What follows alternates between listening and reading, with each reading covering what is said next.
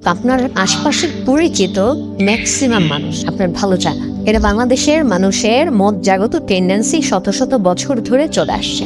এবং আপনি যদি পরিচিতদের মধ্যে একটু বড় হয়ে উঠতে যান, তারা পরিকল্পনা করবে কিভাবে আপনাকে ওখান থেকে টেনে নামানো যায়। শুধু তাই না, আপনি যদি কোনোভাবে উপরে 2-5 সিঁড়ি উঠে গিয়ে 1-2 সিঁড়ি আবার নেমে পড়েন, তাহলে এরা মনে মনে এতটা পৈশাচিক আনন্দ পাবে যা আর ভাষায় প্রকাশ করা যাবে না। তারা এই জিনিসটা নিজেরা নিজেদের মধ্যে বলা বলি করেও কিন্তু আনন্দিত হয়। কিছু মানুষ তো ভিন্নতা আছেই, তাদের মধ্যে মনুষ্যত্ব আছে, তারা আলাদা ব্যাপারে।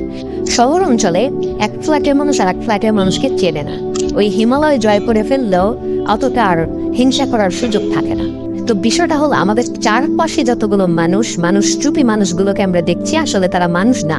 ইভেন নিজের মনটাকেও একটু জাজমেন্টও নিতে হবে যে আমি কোন মানসিকতা। ধরেন একজন একটা চাকরি পেলো, তখন কিন্তু অলমোস্ট সবাই খুশি হয়। এইটা না, আমি বলছি তার চেয়ে কয়েক ধাপ উপরে যদি কেউ উঠতে যায়, তখন চারপাশের মানুষের একই দৃষ্টি তার উপরে পড়তে শুরু করে। আর একজন যদি কষ্ট করে পরিশ্রম করে, একজন মানুষের পরিশ্রমটা তো আমরা দেখি না, কষ্ট করে পরিশ্রম করে হালাল উপায়ে উপার্জন করে একটা ডেভেলপমেন্টে যায়, আমাদের ক্ষতিটা কোথায়?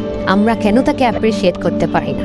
হোঁচট খেয়ে পড়ে গেলে তার দুঃখে আমরা কেন দুঃখ প্রকাশ করতে পারবো না? তাকে একটু কেন সান্ত্বনা দিতে পারবো না? কেন একটু হাত ধরে টেনে তুলতে আমরা পারবো না? আমাদের এই মেন্টালিটি থেকে বেরিয়ে আসা দরকার। সবাইকে ধন্যবাদ, অনেক বেশি ভালো থাকবেন, ভিডিওটি শেয়ার করবেন।